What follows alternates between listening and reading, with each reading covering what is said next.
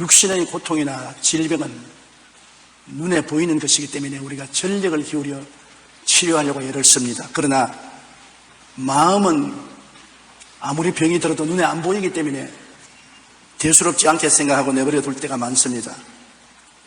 그렇지만 마음의 병은 육신의 병 혹은 그보다 더 아프고 괴로워 자살까지 합니다. 육신의 병으로 자살하는 사람도 가끔 있지만은 마음의 병은 다른 사람이 못 보니까 자기 혼자서 알아야 되는 것입니다.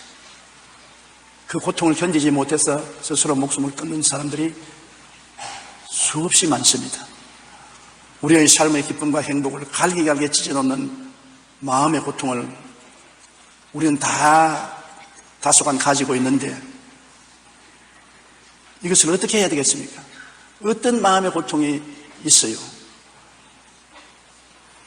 제일 우리가 그냥 보고 지나가고 모르는 것은 마음에 용서하지 못하는 마음인 것입니다. 남의 죄를 용서하지 못하고 마음속에 미움을 갖고 있는 그것이 마음의 병을 가지고는 큰 원인이 되는 것입니다. 마태복음 18장 23절로 35절에 예수께서 말씀하기를 어느 임금님이 종들을 불러서 전부 빚을 청산하라고 하는데 한 종은 10,000달란트 빚을 졌어요. 예를 들어 말하면 한국 돈으로 한 10억쯤 빚을 졌어요. 그래 임금님이 그 신하를 보고 당장 그 빚을 갚으라니까 돈이 없으니 못 갚지 않습니까? 그러니까 이 사람의 처자도 다 종으로 팔고 가재 도구를 다 팔아서 빚을 갚게 하라. 그러니 그 사람이 땅을 치고 울면서 임금님에게 살려달라고 간구함으로 임금님이 불사기능에서 그 빚을 다 탕감해 주었습니다. 그래서 기뻐 뛰면서 임금님 앞에서 물러나와 밖으로 나왔는데 자기에게 100달란트, 우리 한국 돈으로 말하면 한 1,000,000원 빚진 동료를 만났는데 당장 그 멱살을 잡고 야 이놈아 내 돈 갚아라. 시간을 주십시오. 시간을 주면 내가 갚겠습니다. 무슨 잔소리냐. 당장 네가 못 갚으니까 이놈을 감옥에 쳐넣자. 그리고 고발해서 감옥에 쳐넣어버렸습니다. 그 친구들이 보니까 참 괘씸하거든요. 자기는 10억을 용서받았는데 1,000,000원 빚진 친구를 감옥에 집어넣는 것 보고 임금님에게 고했습니다. 임금님이 그 말을 듣자 분노해서 당장 그 놈을 끌고 오너라. 내가 너에게 10,000달란트를 용서해 주었는데 너희 100달러는 빚진 친구를 감옥에 넣다니 이 나쁜 놈아, 이놈을 당장 감옥에 가두어서 그 빚을 갚을 동안 그 액수만큼 고통을 당하게 하라. 그렇게 예수님이 말씀하시고 너희도 각각 서로 허물을 용서하지 아니하면 이렇게 하시리라. 많은 사람의 육신의 질병과 가정의 고통과 생활의 괴로움이 용서하지 못하는 마음이기 때문에 결국 고통의 감옥에 갇혀 있다는 것을 주님께서는 말씀한 것입니다. 죄인이 십자가에 달린 예수님 연택으로 모든 죄를 탕감받았지 않습니까? 여러분과 난 다 죄인입니다. 도저히 우리 힘으로 갚을 수 없는 사형선고를 받기에 마땅한 죄인인데 이 죄를 우리는 예수님에 의해서 다 탕감받았습니다. 죄를 한 번도 안 지은 것처럼 탕감해버렸었습니다. 그러기 위해서 예수님은 십자가에서 몸부림치며 6시간 동안 매달려 몸짓고 피를 흘려 고통을 당했었습니다. 그 피값으로 탕감해버렸어요. 그런데 우리에게 죄 지은 자를 우리가 용서하느냐? 되게 용서하지 않습니다. 너무 두고 보자. 천벌을 맞을 놈아. 네가 못되는 건 내가 봐야 되겠다. 그런 앙심을 품게 되는 것입니다. 그것이 바로 하나님 앞에서 괘씸하게 보여지게 되고 그것이 우리의 심신의 고통을 가져오는 원인이 된다는 것입니다. 로마서 3장 23절로 24절에 모든 사람이 죄를 범하였으며 하나님의 영광에 이르지 못하더니 그리스도 예수 안에 있는 속량으로 말미암아 하나님의 은혜로 값없이 이롭다 하심을 얻게 되었나니라. 우리는 값없이 용서와 의를 선물로 받았는데 나에게 적은 죄의 빚을 진 자에 대한 원한을 가슴에 품고 탕감해 주지 못하면 그 빚 갚을 때까지 고통의 감옥에 갇힙니다. 마태복음 6장 14절로 15절에 너희가 사람의 잘못을 용서하면 너희 하늘 아버지께서도 너희 잘못을 용서하려니와 너희가 사람의 잘못을 용서하지 아니하면 너희 아버지께서도 너희 잘못을 용서하지 아니하시리라 그랬습니다. 우리가 하나님께 큰 용서를 받았는데 우리에게 죄 지은 자를 용서하지 아니하면 우리 죄도 하나님이 용서하는 것을 취소해버리겠다는 것입니다. 그리고 용서 안 해준 만큼 고통의 감옥에 갇혀서 괴로움을 받겠다는 것입니다. 많은 사람의 고통이 약을 먹어도 낫지 아니하고 치료를 받아도 효과가 없고 괴로운 사람 많습니다. 또 많은 가정 문제, 사회 문제, 생활 문제 기대하지 않은 고통이 다가오고 염려, 근심이 다가올 때가 많습니다. 그때 우리가 늘 생각해야 될 것은 내게 죄 지은 자를 용서해 주지 않았어. 하나님이 나에게 이런 고통을 가하는 것이 아닌가 깊이 생각해 봐야 되는 것입니다. 상담학자 보비 커닝햄은 그가 쓴 치유적인 용서의 역할에서 사회적으로 성공한 여인이 어린 시절에 아버지에 대한 상처와 미움을 극복하지 못하고 자살한 이야기가 기록되어 있습니다. 굉장히 지금은 좋은 집에서 훌륭한 남편 모시고 자녀들도 기르며 잘 사는데 이 부인에게는 행복이 없습니다. 자랄 때 아버지에게 구박하고 박대당한 고통이 마음에 있어 아버지를 용서하지 못합니다. 자나깨나 아버지를 미워하고 저주하고 아버지를 욕했습니다. 그러니 그 용서하지 못하는 마음으로 불행해가지고서 결국은 그 좋은 집에 좋은 남편의 자식들 두고 어느 날 자살해버리고 마는 것입니다. 한때 상처받은 마음의 중심에 자리 잡고 있으면 그것이 그 사람을 움켜잡고 평생을 불행하게 만듭니다. 용서하지 못하는 마음은 인간 영혼에 가장 강력한 독소로 작용하여 자신을 괴롭히고 인간관계가 불화와 갈등을 조장합니다. 또한 자신의 인격을 파괴하고 신체적인 병의 증상을 나타냅니다. 불면증, 변비, 소화불량, 두통, 면역력 저하, 암 등 질병을 유발한다고 합니다. 그러나 용서하지 못한 마음을 가질 때 가장 큰 피해를 보는 사람은 내 원수가 아니라 내 자신인 것입니다. 내가 마음속에 용서하지 못하고 원한을 품고 있으면 그것이 독을 발해서 내가 고통을 당하지 원수는 고통을 당하지 않습니다. 마음의 병은 육신의 병보다 더 아프고 괴로워 자살 충동까지 느끼게 됩니다. 우리 삶의 기쁨과 행복을 앗아가는 마음의 병은 용서하지 못할 때 생기는 것입니다. 에베소 4장 32절 우리 다 같이 한번 읽어보십시다. 서로 친절하게 하며 불쌍히 여기며 서로 용서하기를 하나님이 그리스도 안에서 너희를 용서함과 같이 하고 그렇게 말씀하신 것입니다. 우리가 2008년을 보내면서 우리 마음속에 있는 미움과 원한을 다 풀어버리고 가야 되는 것입니다. 그 용서하지 못하는 마음을 가지고 그 독소를 가슴에 품고 2009년 새해를 또 맞이한다면 새해 역시 고통의 굴레가 우리에게 떠나지 아니하고 괴로워하게 되는 것입니다. 그러므로 용서는 선행을 베푸는 것이 아니라 내가 살아나가기 위해서 절실하게 필요한 삶의 요소가 되는 것입니다. 복수와 안갚아하는 마음에 품고 있는 사람의 고통을 제가 읽어본 적이 있습니다. 어느 여학교 교장 선생님인데 심한 관절염으로 굉장히 고통으로 밤잠을 못 자고 몸을 잘 움직이지 못해요. 온갖 치료를 다 받고 약이라는 약은 다 먹어도 아무 효과가 없이 점점 관절염은 나빠집니다. 그래서 그는 교회에 나가서는 목사님하고 상담을 했습니다.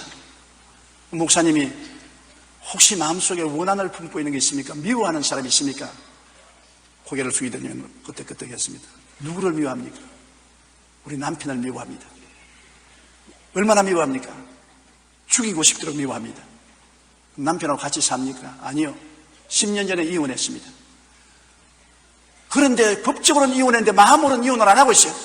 남편은 이혼해서 다른 여자하고 결혼해서 잘 살고 희희낙낙하는데 자기 혼자서 그 아직 남편을 놓아주지 못하고 마음에 품고 이 죽일 놈아, 이 나쁜 놈아 항상 저주하고 욕을 하고 있는데 그 남편은 아무 고통도 안 당하는데 이 부인은 관절염으로 죽어가고 있었습니다.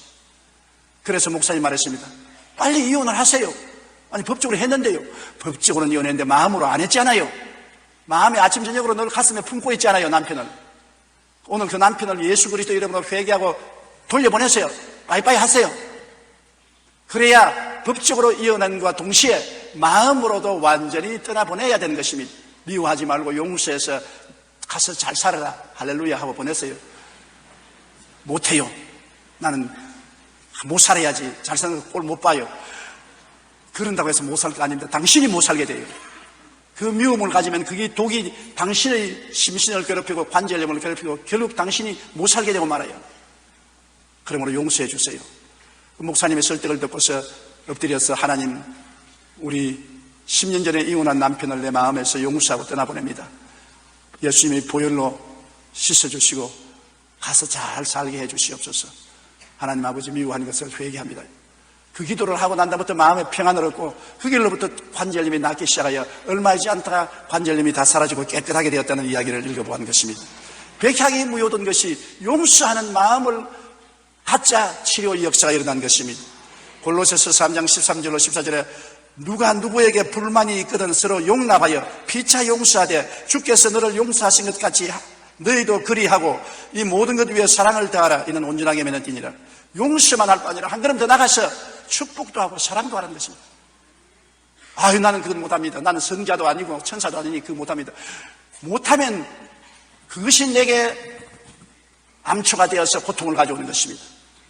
용서하는 건 내 마음에 평안을 얻게 되고 이웃을 축복하고 사랑하게 되면 내가 축복을 받고 사랑을 받게 되는 것입니다. 남 잘 때라고 하는 것이 아니라 나 잘 때라고 하는 것입니다. 그러므로 우리가 복수와 갚음의 빚을 마음속에 갖고 살면은 그 빚달련을 마음속에 늘 갖게 되는 것입니다. 저는 위 괴양으로 피를 토하고 고통을 당하는 법대생의 이야기를 읽어봤었습니다. 법대생인데 공부도 잘하는데 위궤양에 걸려서 피를 토하고 못 먹고 거의 죽게 되어서 병원을 찾아왔는데요. 그 병원의 의사 선생님은 또 심리학 박사기도 합니다. 모든 약이 필요가 없고 치료가 안 돼서 당신 마음속에 원한을 품고 있는 것이 있냐? 그렇다고. 무슨 원한이냐?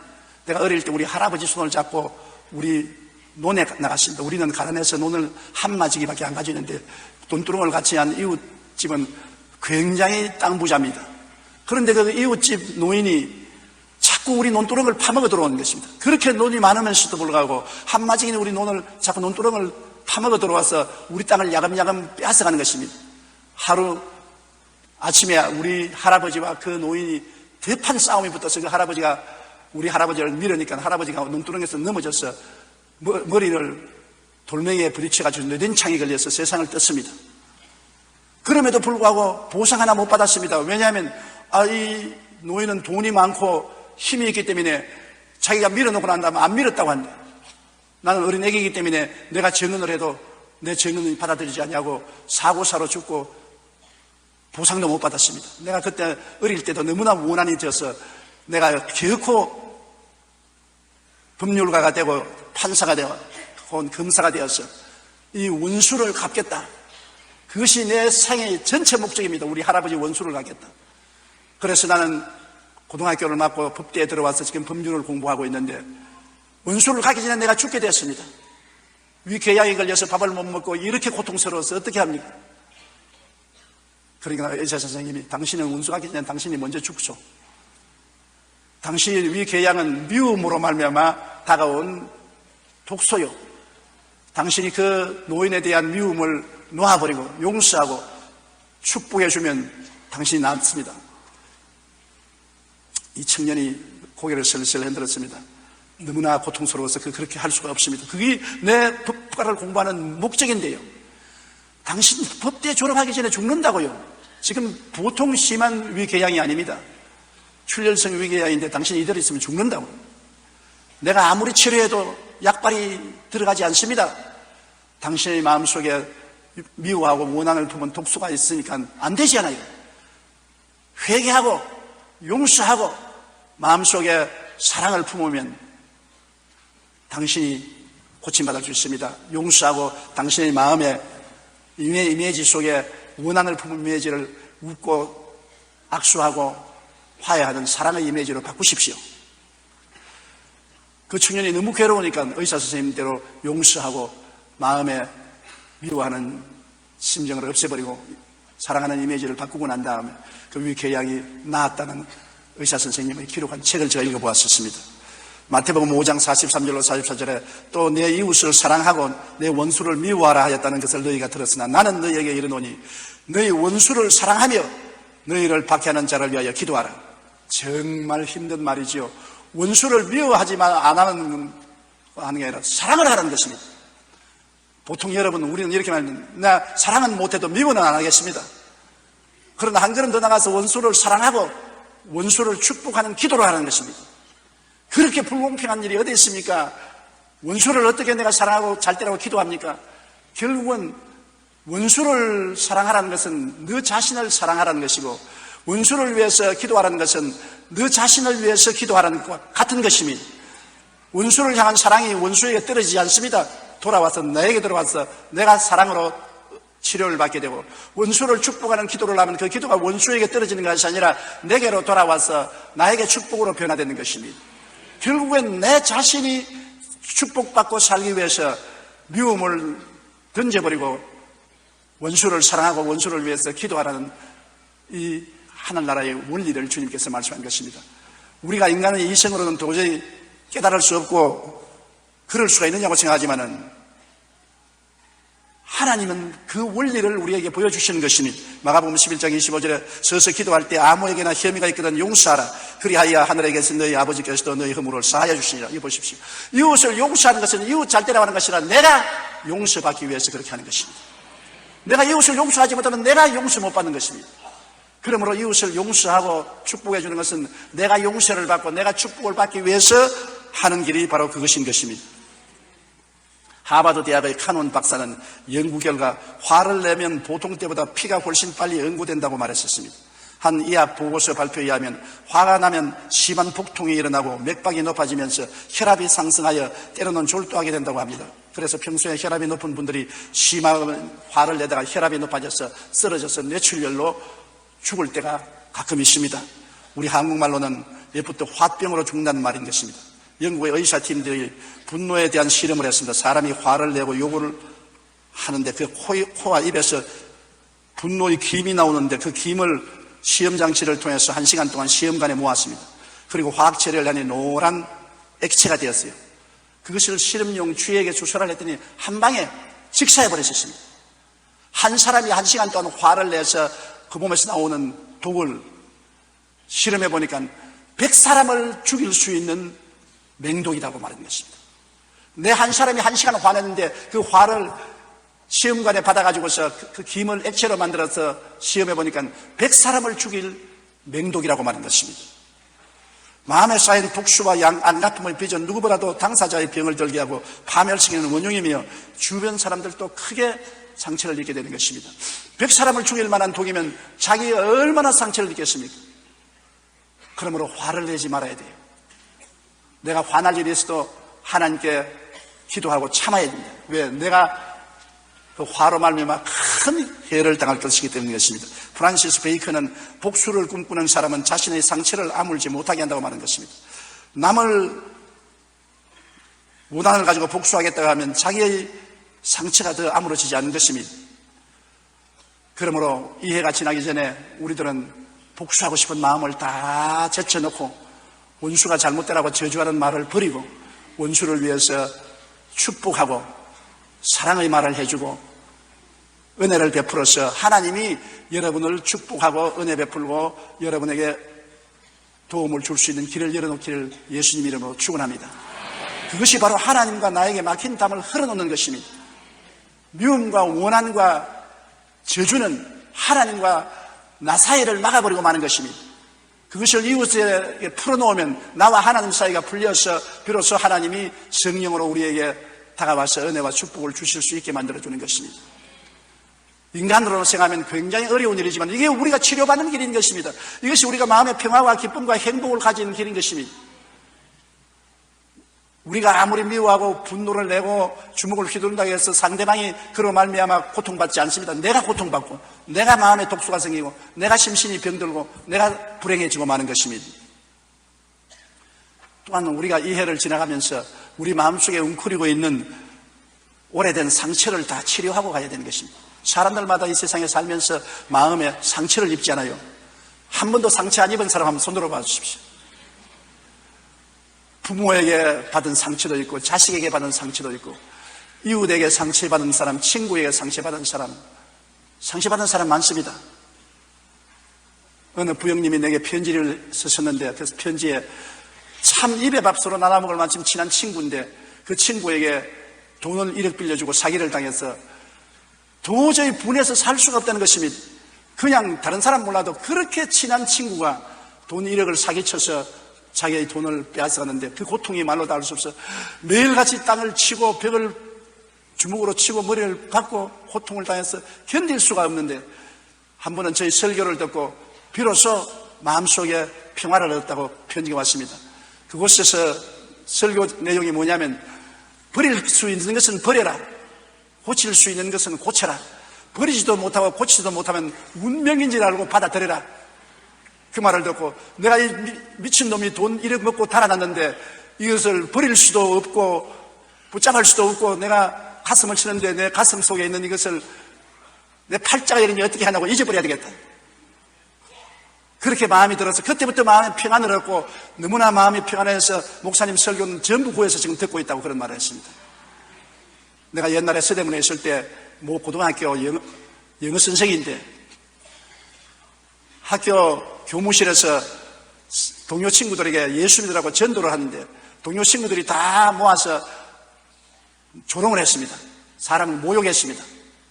얼마나 화가 났던지 전도하다가 말고 저놈들 전부 다 지옥 가라 같은 싶은 생각이 나서 니를 부득부득 가랐는데 그때부터 마음에 기도가 안 나오고 은혜가 안 되고 괴로운데, 그러나 저럴 수가 있냐?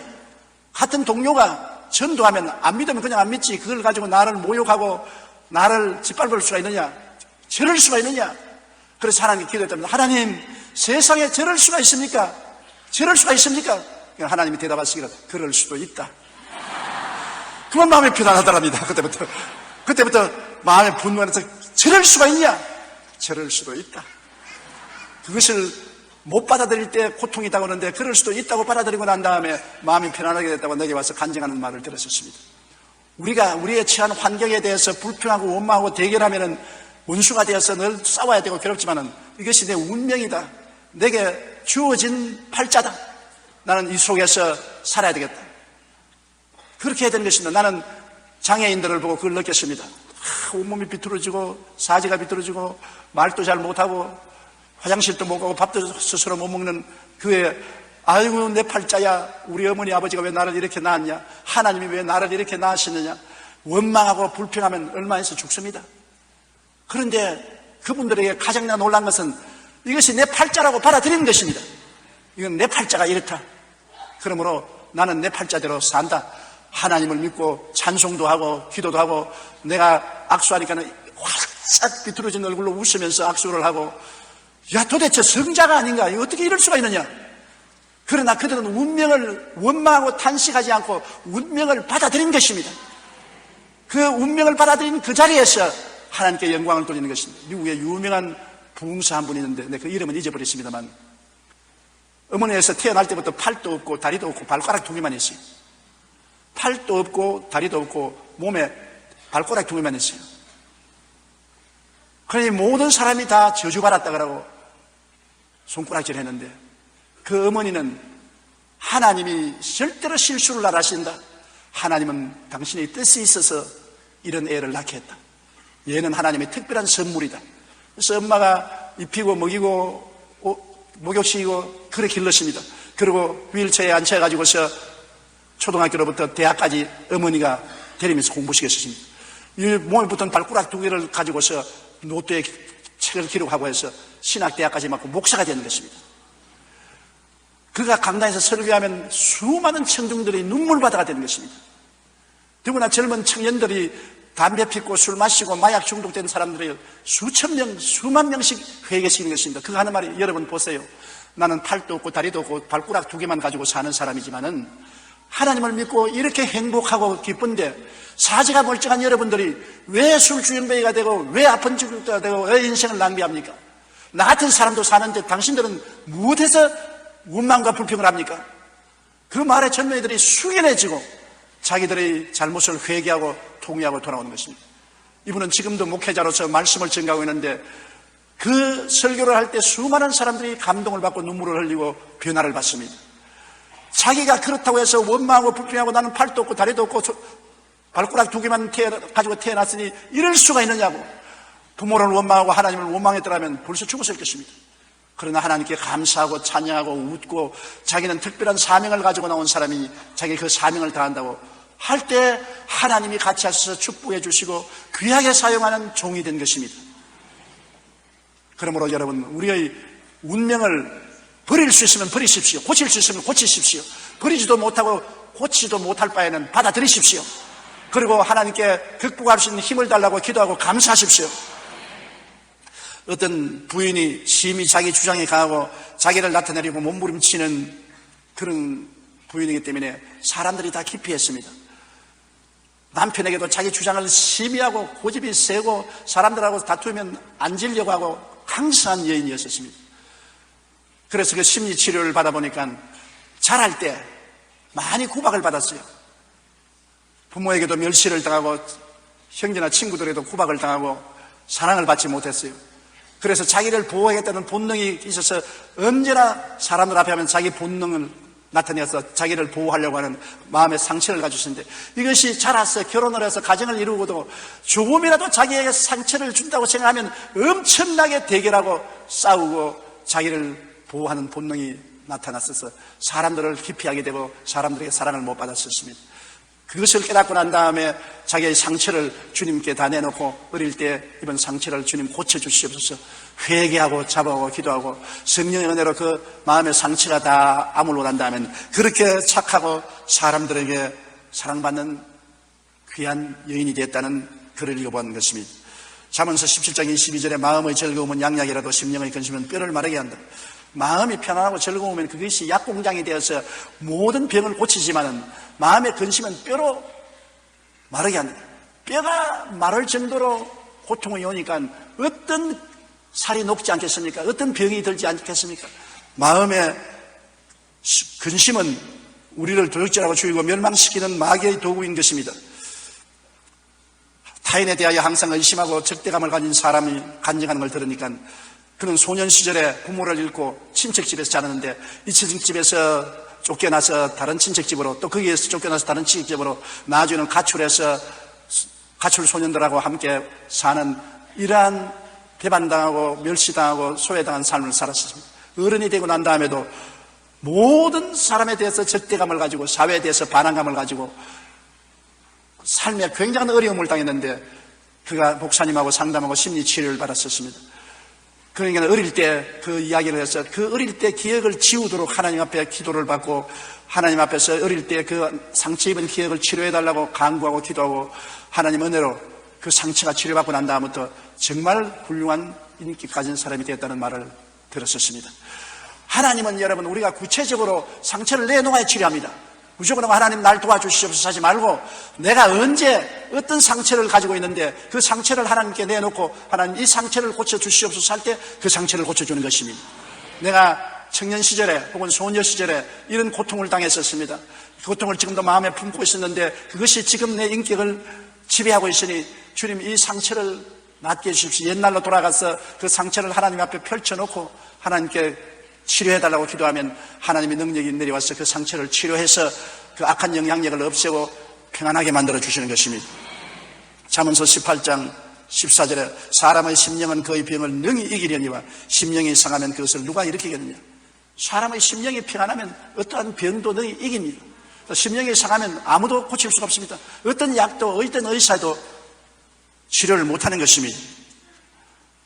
그러나 고린도후서 5장 11절에 누구든지 그리스도 안에 있으면 새로운 피조물이라 이전 것은 지나갔으니 보라 새 것이 되었도다. 우리가 예수님 앞에 나와서 기도하고 맡기면 옛날 것은 지나가고 새로운 피조물이 되는 것입니다. 옛날에 상처 있고 고통당하던 그 모든 흔적은 사라지고 새로운 피조물이 되기 때문에 여러분 오늘 옛날에 상처 입은 마음을 가지고 현재 불행하고 고통스러운 사람은 그 상처를 치료해달라고 해서 옛사람과 함께 다 치료해버리고 새 사람으로 살아야 되는 것입니다. 이해가 지나기 전에 여러분 이유 없이 마음에 늘 불안하고 고통스럽고 불행하고 괴로웠었으면 그것을 다 청산해야 되는 것입니다. 이스라엘의 역사 박물관에 가면 6개의 촛불이 켜져 있고 그 옆에 비누 3개가 놓여 있는 것입니다. 그 6개는 600만 유대인들을 히틀러가 죽였습니다. 그것을 상징하고 비누 3개는 그 죽인 시체를 녹여서 비누를 만들어서 독일 사람들에게 나누어 주었습니다. 그러니 그 유대인 박물관에 간 유대인들이 보면 치를 떱니다. 600만을 죽이고 그 살을 녹여서 비누를 만들어 사용했다니 세상에 이럴 수가 있느냐. 왜 히틀러가 600만 유태인을 죽이고 그 몸을 녹여서 비누를 만들었습니까? 그 이유는 이렇습니다. 어릴 때 그 아버지가 이웃에 사는 큰 유대인 남자의 사생자였습니다. 그 유대인이 외도를 해서 사생자를 낳은 것이 바로 히틀러의 아버지입니다. 그리고 그 아버지가 사업한다고 밖에 널나가 돌아다닐 동안에 어머니는 역시 유대인하고 좋지 않은 관계를 맺는 것을 히틀러가 보았었습니다. 그 아버지는 자기의 분노를 이 아들에게 때리고 히틀러를 고통받게 하고 그 어머니는 히틀러에 대한 관심이 없었습니다. 그래서 히틀러는 어릴 때 유대인에 대한 원한을 마음속에 품고 있었습니다. 그러다 그가 나중에 독일의 수상이 되자 착수한 것이 유태인 박멸주의입니다. 600만의 유태인을 죽였습니다. 한 사람이 그 마음속에 가지고 있는 상처 입은 그 상처가 아물지 않으니까 그것이 밖으로 나와서 살을 가지고 600만을 죽이고 그 살을 녹여서 비누를 만들어서 썼다니 얼마나 비참한 것입니까? 심리학자들에 의하면 공격적인 행동은 어린 시절의 폭력과 학대로 인해 해결되지 않는 슬픔 때문이라고 설명합니다. 그래서 대부분 어린 시절에 학대받고 성장한 아이가 성인이 되면 폭력적인 사람이 되는 것입니다. 우연히 폭력적이지 않습니다. 과거에 어릴 때 상처 입은 그 상처가 아물지 않았기 때문에 성인이 되어도 그것이 나타나서 사람을 폭력적으로 만드는 것입니다. 마음속에 웅크리고 있는 상처 입은 기억을 해결하지 못하면 폭력적이고 파괴적인 행동으로 나타나 남에게 큰 고통을 가합니다. 또한 자신에게는 신체적인 병으로 나타나고 고통 가운데 빠지게 하는 것입니다. 거의 모든 사람들은 옛날 상처 입은 기억을 마음에 파묻어 놓고 삽니다. 옛날은 싫다 파묻어 버리자. 마음속에 깊이 파묻어 버리고 잊어버리는 것을 생각합니다. 그러나 잠재의식 속에 들어간 옛날 상처는 없어지지 않습니다. 비가 오고 난 다음에 여러분 운물을 들여다보면 기름이 둥둥둥 떠 있었습니다. 푸른 기름이 물에 떠 있어요. 왜냐? 비가 안 올 때 애들이 고양이 죽은 시체, 강아지 죽은 시체를 우물에 장난으로 집어넣어서 깔아앉았습니다. 비가 안 올 때는 몰라요. 사람들이 그 우물을 다 먹었어요. 비가 오고 물이 불어나니까 그 속에 죽은 시체의 기름이 떠오르기 시작하는 것입니다. 그처럼 우리가 상처를 전부 마음속에 그냥 눌러버리면 보통 때는 몰라요. 그러나 어떤 일을 당하면 그 상처가 다 살아 일어나서 사람을 폭력적으로 만들고 완악하게 만들고 몰리한 사람이 되고 무정한 사람으로 만드는 그런 영향력을 발휘하는 것입니다. 그러나 그 상처 입은 자기는 끊임없는 고통스러워하고 울고 있고 그것이 마음의 표면에 여러 가지 심적 병으로 나타나는 것입니다. 내 속에 울고 있는 또 다른 내가 있다는 것을 알아야 되는 것입니다. 울고 있는 소년, 소녀, 젊은 시절에 울고 있는 아가씨, 청년, 상처 입은 것을 치유하려면 그것은 그 속에서 늘 울고 있는 것입니다. 그 울음이 그 인생을 변화시키고 이끌어가는 것입니다. 그러므로 우리는 주님 앞에 마음을 탁 틀어놓고 옛날 상처 입은 자아를 용서하고 회개하고 치료시켜서 잊어버려야 되는 것입니다. 여러분 용년향에 대해서 들어본 적이 있습니까? 이 세상에서 제일 비싼 향입니다. 이는 고래로부터 나오는데 고래를 잡아가지고서 상처를 입힙니다. 굶기고 찌르고 고통을 가하면 고래 속에서 그 상처를 치유하기 위해서 연고 같은 액체가 흘러나옵니다. 고래의 코와 입에서 액체가 나오는데 연고 같은 액체가 나옵니다. 그것이 제일 좋은 향수가 되는 것입니다. 아픔을 극복하기 위한 고래의 몸부림이 세계 최고의 가치로 인정받는 향수를 만들게 되는 것입니다.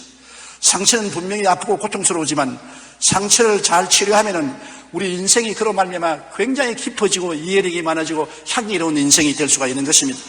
상처를 그대로 내버려 두느냐, 상처를 그리스도 이름으로 치료하느냐, 그것이 우리 인생에 굉장히 큰 변화를 가져오는 것입니다. 상처는 별이 된다라는 서양 석임이 있는 것입니다. 지금까지 당한 현재의 아픔에 대해서 신앙적으로 반응하여 그 상처에 하나님의 역사가 일어나면 그 상처가 오히려 내 인생에 큰 별이 되는 것입니다. 큰 병을 오래 앓다가 나은 사람은 환자들을 사랑합니다. 자기가 옛날에 많이 가난해 본 사람은 가난한 사람을 동정합니다. 자기가 옛날에 많이 슬펐다가 고침받은 사람은 슬픈 사람을 위로합니다. 그 상처가 오히려 향기롭게 되고 아름다운 별이 되는 것입니다. 치료하지 못하면 그 상처가 우리에게 고통과 괴로움으로 남아서 큰 어려움을 가져오지만은 치료를 받으면 받을수록 그는 그 아름다운 별이 되고 향기로운 삶을 살게 되는 것입니다. 상처가 여러분에게 결코 해가 되지 않습니다. 옛날에 그런 상처가 있은 것을 치료받은 사람은 그런 상처 입은 사람을 치료해주고 위로해주고 동정하고 격려하고 힘이 될 수 있는 향기가 되고 반짝반짝 빛나는 별이 된다는 것을 알아야 되는 것입니다. 반드시 상처가 우리에게 나쁜 것은 아닙니다. 치료 안 할 때 나쁘지, 치료하면 나쁘지 않습니다. 그러므로 우리는 주님 앞에 마음을 탁 펴놓고 하나님, 나는 과거에 이런 상처가 있습니다. 주님께서 십자가의 손으로 내 상처를 어루만져 치료하여 주시옵소서. 치료받으면 달라지는 것입니다. 미운 남편도 사랑스럽게 되고 보기 싫은 아내도 보고 싶게 되고 부모도 미워했으나 부모를 용서하고 사랑하게 되면 부모를 그리워하게 되고 삶의 태도가 완전히 달라지는 것입니다. 우리는 모두 다 이 마음속에 미워하는 일도 있고 원한을 가진 사람도 있고 과거에 입은 상처도 가지고 있습니다. 그러한 것들이 복합적으로 역사에서 우리 마음의 슬픔과 고통과 불안과 불행을 가지고 있는 것입니다. 우리가 새해를 맞이하면서 이런 것을 그대로 두고서 새해를 맞이하시는 절대로 안 되는 것입니다. 미움은 용서하고 원한은 다 축복으로 떠나보내고 상처는 주님 앞에 드러내놓고 치료받고 변화받아서 새로운 피조물이 되어 하나님께 나갈 때 하나님은 여러분의 손을 잡고 너희 장래는 내가 보장해주마. 영혼이 잘됨같이 범사에 잘되며 강건하고 생명을 얻되 넘치게 얻게 해주겠다고 하나님 말씀해 주시는 것입니다. 이것이 우리 예수 믿는 사람의 큰 장점인 것입니다.